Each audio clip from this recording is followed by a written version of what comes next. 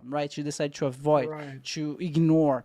And she reached a point in her life, I'm not joking, and she started hallucinating and feeling like bugs crawling in her back. That's how much Hmm. burden and mental stress she was trying to avoid.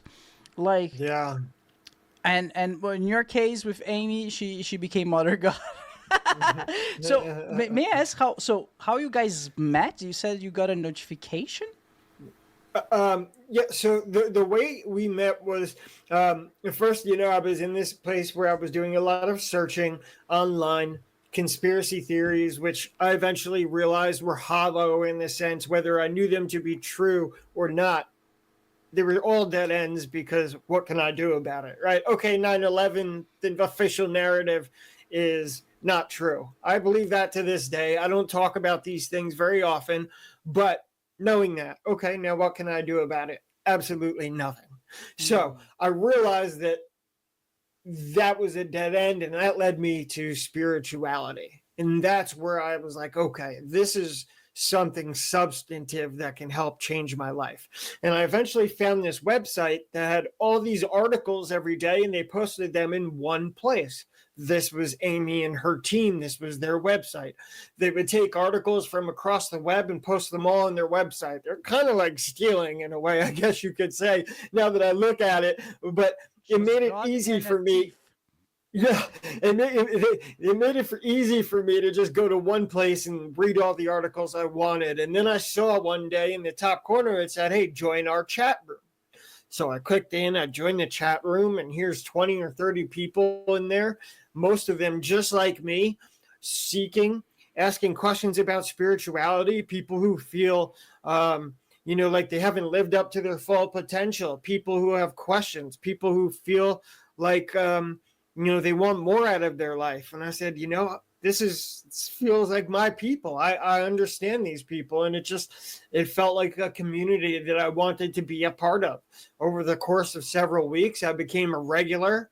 And then I mentioned I had some incredible, inexplicable spiritual experiences. Some things happened synchronistically in my life, What happened? and I felt pulled in that direction. Crazy, man. I had a session with a man. He's passed now. He's about our age. His name is Julian Wells. He claimed he could speak to your quote Pleiadian guides, who were like almost like angels from another dimension, who every person has, that help them, that protect them, guide them, almost like a soul family. This is what he claimed. And I thought it was interesting. So I did a session with him, and he said they suggested that I do a specific kind of meditation. And they also said that at the time I was struggling with an opiate addiction, that I was soon to be in a place where I was going to be able to kick that addiction.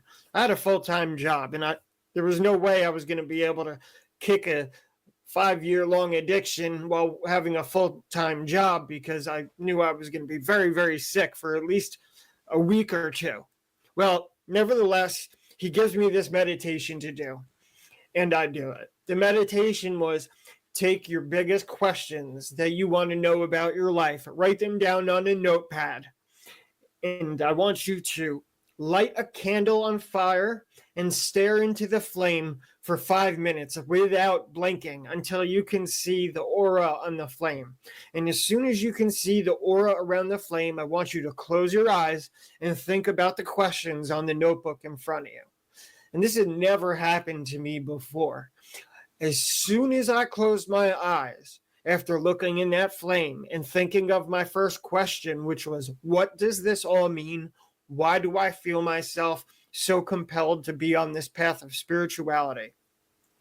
I closed my eyes, and within seconds, just like I'm looking at my screen right now, as clear as day, I was looking at a woman in a hospital gown in the hospital hallway, sitting in a wheelchair with her feet up on the stirrups. I couldn't see her face, just from the neck down, and I could see that she was pregnant. And not audibly, but the words just popped into my mind that said, this is the pre-birth process. Do you understand?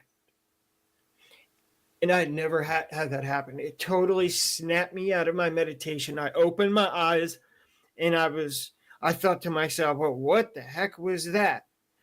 And I'm looking around and I'm thinking to myself, like, okay, that was really crazy. I wrote down what it meant. This is the pre-birth process. Do you understand? When I asked about what this spiritual path means and why I'm on it. And then as I'm writing that down, audibly, I hear a woman's voice say, Andrew, Andrew, can you hear me? And I lived alone, just with my dog. I'm looking left, I'm looking right, I'm looking around me to make sure that Dude, absolutely nobody there. I'm I freaked said, out. yeah, I was freaked out too. I said, yes, yes, I can hear you. Who is this? What do you want? Nothing.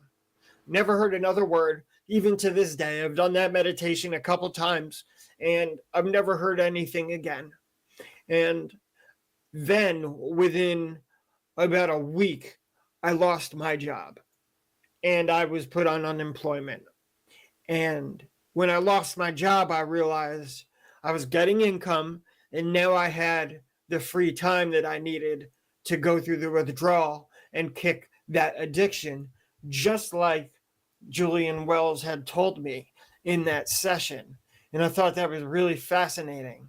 Um, and I did it. I spent 2 weeks, I went 10 days with no sleep. I got off of the opiates I had been addicted to, addiction that started after my car accident at 18 when the doctors put me on Percocets for a year and a half. Nevertheless, I kicked that addiction. And during those days when I was going through this withdrawal, this intense withdrawal, I would spend the days in the chat room with Amy's team. And they were, hyping me up, helping me, encouraging me to stick it out, to keep fighting, that time was on my side, that eventually I would find sleep again, that eventually I'd start feeling better. I just needed to push through it, and I did.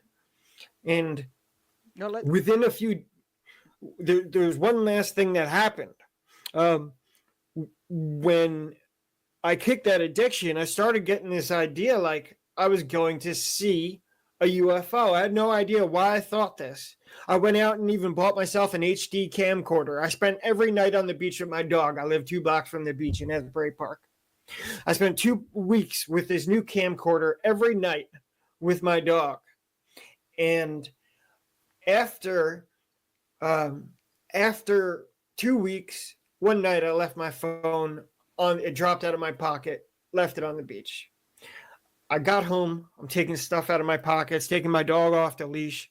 I realize, oh, damn, I don't have my phone. It's already 11 o'clock at night. I have work the next day. I get a flashlight. I go on the beach. I spend an hour and a half looking for my phone. I finally found it. I get home about 1 o'clock in the morning. And the next night when I go to take my dog out, I say, it's been 2 weeks. I'm not bringing the camcorder. I'm not bringing my phone. I'm not going through that again. Well, what do you know? But that very night, I get on the beach. I look up to my right, and the first thing I think is Glenda the Witch from The Wizard of Oz, because there's this glowing blue orb just hovering in the sky about 30 feet above my head, and it just floated slowly over my head and directly up the beach. It wasn't like something where I rubbed my eyes and it was gone. It just flew away. I stood there for at least 5 minutes just watching this blue electric orb slowly float up the beach until I couldn't see it in the distance anymore. So those few things happened, and I felt absolutely guided to keep going in the path that I was on. I would have never joined that cult if it wasn't for those things that I just mentioned. And I wouldn't have stayed with the cult if it was for those things that I just mentioned, because the first day I showed up, I wanted to run. But I felt I had been sent there for a reason. And that's why I stayed. And they're in my book. And those moments were extremely profound for me. I've never had experiences like that before. And I've never had experiences like that since. What do you think the But, voice was? it's a great question. And I have absolutely no idea.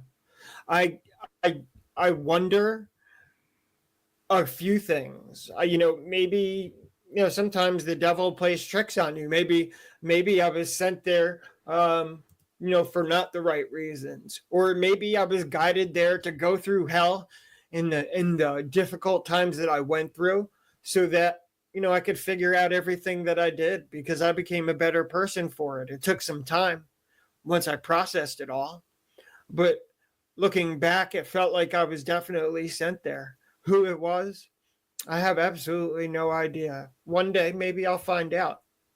But your guess is as good as mine. It was a female's voice. It wasn't Amy's voice. That's for sure.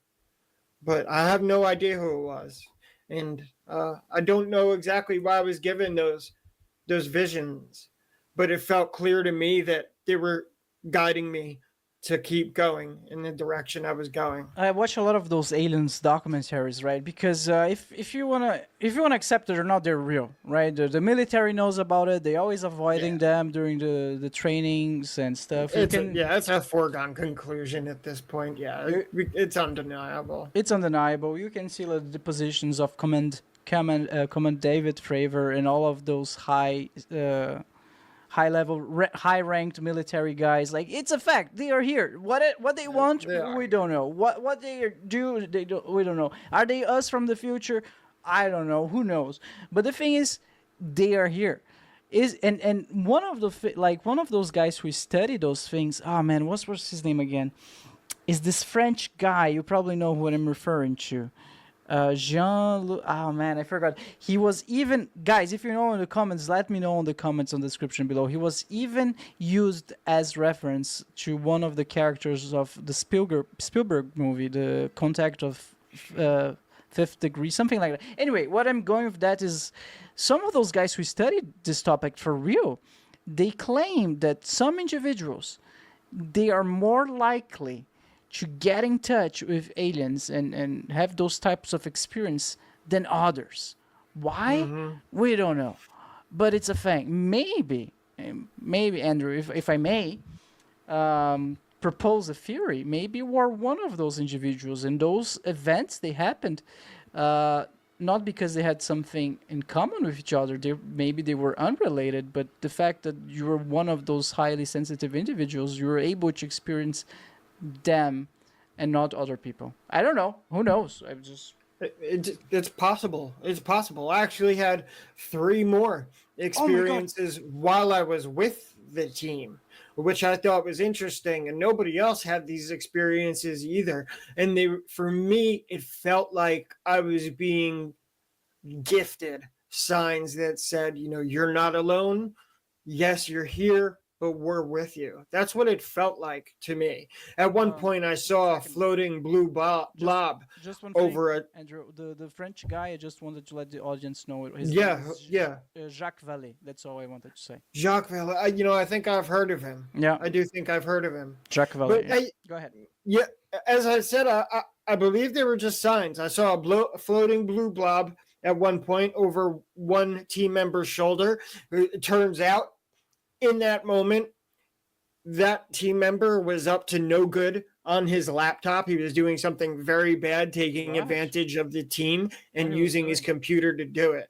And it was very interesting that I saw this floating blue energy hovering over his shoulder while he was in the corner working on his laptop, undermining the team. He created. It's called the quantum hoax. It's in my book. He created an elaborate deception. I mean, very elaborate, using his computer skills, which were quite advanced, to pretend to be these fake beings who come from another galaxy and joined our chat room. And essentially, he created 5 or 6 of them, and they would talk in unison